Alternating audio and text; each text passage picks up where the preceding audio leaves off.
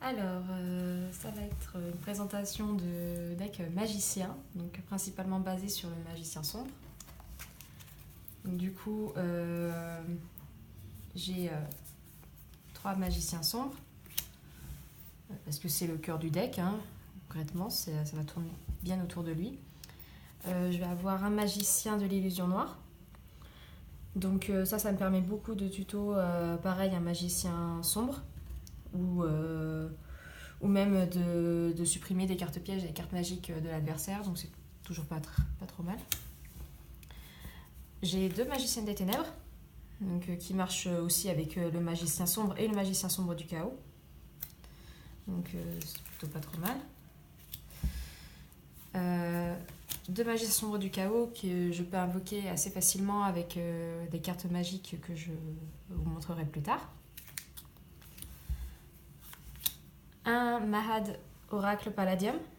Donc elle est plutôt pas mal parce que quand on la pioche, on peut l'invoquer spécialement. Et si elle combat un monstre ténèbres, son attaque elle est doublée. Donc bon, et si elle est détruite, je peux invoquer directement un magicien sombre. Pas trop mal. Ensuite, j'ai Robe du magicien et Bâton du magicien, qui sont 2 cartes qui, pareil, marchent beaucoup avec le magicien sombre.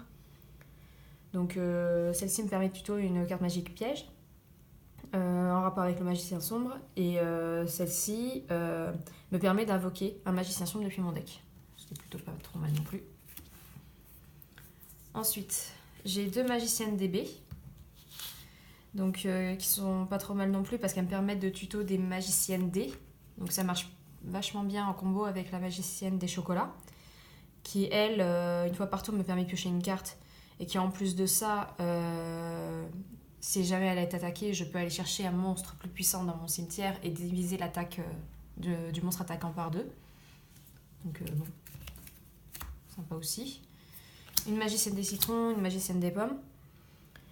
Donc pareil, hein, quand elles sont attaquées, on peut aller chercher des monstres dans le cimetière. C'est pas trop mal non plus. Et celle-ci me permet aussi de tuto un monstre de niveau 5. C'est pas trop mal. Ensuite, 2 Valkyries de magicien.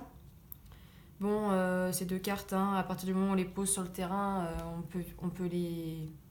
Enfin, elle protège mes monstres magiciens, et alors si elles sont 2, bah, elles se protègent l'une l'autre, ce qui est plutôt pas trop mal non plus. Ça permet un peu de bloquer l'adversaire, c'est sympa. Ensuite, j'ai un fracas, guerrier magique. Lui, il est là principalement pour ses 1600 d'attaque, et aussi parce qu'elle gagne 300 d'attaque pour chaque compteur magique qu'elle a sur elle. Et en plus, je peux détruire une carte magie piège, donc c'est sympa. Et un animal féerique Belle. Moi j'aime bien cette petite carte, je la trouve mignonne, et puis en plus permet d'invoquer spécialement un monstre depuis ma main en flip, donc toujours sympathique. Ensuite on va passer aux cartes magiques. Donc j'ai 2 cartes de terrain, Yami et Village secret des magiciens. Bon, Yami on la connaît, hein, c'est on augmente attaque-défense de tous les monstres de type magicien. Celle-ci est un peu plus intéressante parce qu'à partir du moment où j'ai un monstre magicien sur mon terrain,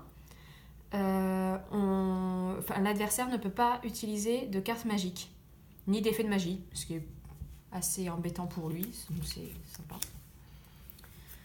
2 baguettes magiques, donc qui fait gagner 500 d'attaque à un type magicien. Pour passer au-dessus de certains monstres, c'est pas mal. 2 attaques de magie noire. Donc là c'est pareil, hein, étant donné que j'arrive à avoir un magicien sombre assez facilement sur mon terrain, je peux supprimer des cartes pièges. C'est sympa aussi. Hop. 2 dimensions magiques. Donc là, c'est principalement pour invoquer des gros monstres facilement. Donc magicien sombre du chaos, ou la magicienne des ténèbres. Parce qu'à partir du moment où j'ai un petit monstre magicien sur mon terrain et que mon adversaire a un monstre sur son terrain lui aussi, je peux envoyer les 2 au cimetière pour invoquer un gros monstre de ma main. Donc c'est pas trop mal. 1000 couteaux. Là encore, pareil, quand j'ai un magicien sombre sur le terrain, je peux supprimer des cartes, détruire des cartes. Donc c'est pas mal.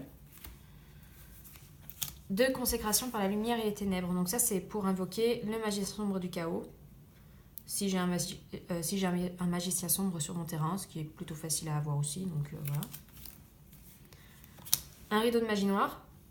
Bon, là, c'est plus quand on est bien dans la mouise, hein. Donc faut payer la moitié des points de vie pour invoquer spécialement un magicien sombre depuis le deck. Mais bon, c'est toujours pour invoquer un magicien sombre, donc c'est sympa, ça fait tourner le deck. Illusion magique. Donc à sacrifier un monstre de type magicien, ajoutez 2 exemplaires de magicien sombre depuis votre deck au cimetière, ça me permet de tuto. Un typhon d'espace mystique, toujours pas mal. Des épées de lumière, de révélation de lumière, toujours facile, toujours sympa à avoir aussi. Et un monstre reborn. Voilà, pour au cas où je serais vraiment dans la dèche. Hop. Ensuite, aux cartes pièges, on a 2 cercueils maléfiques. Donc là, c'est pour invoquer normalement spécialement, pour invoquer un monstre en fait quand votre adversaire invoque spécialement ou normalement plusieurs monstres. Donc c'est toujours sympathique aussi. Ça permet de tuto encore. 2 forces miroirs, toujours bon à prendre. Une force de miroir violente, donc toujours bon à prendre aussi, hein. Si jamais on a des gros monstres en face, c'est sympa. Un horizon des ténèbres. Donc là, c'est quand on reçoit des dommages de combat ou d'effets, on peut invoquer spécialement un monstre ténèbres de type magicien depuis mon deck avec une attaque inférieure ou égale au dommage qu'on a reçu. Donc ça me permet d'avoir des monstres assez facilement sur le terrain. Défense des magiciens. Donc quand vous contrôlez un monstre de type magicien, les dommages que vous recevez sont divisés par 2. C'est toujours bon à prendre. Et si en plus elle est envoyée au cimetière, on peut invoquer un monstre de type magicien depuis le cimetière. Donc c'est vraiment sympa. Et ensuite en extra deck, j'en ai qu'un, c'est le grand magicien Eben. Après, moi elle est là surtout pour le skin, et bon, parce que c'est sympa de pouvoir l'invoquer quand on a deux monstres de niveau 7 sur le terrain, quoi. Voilà, c'était la présentation du deck magicien.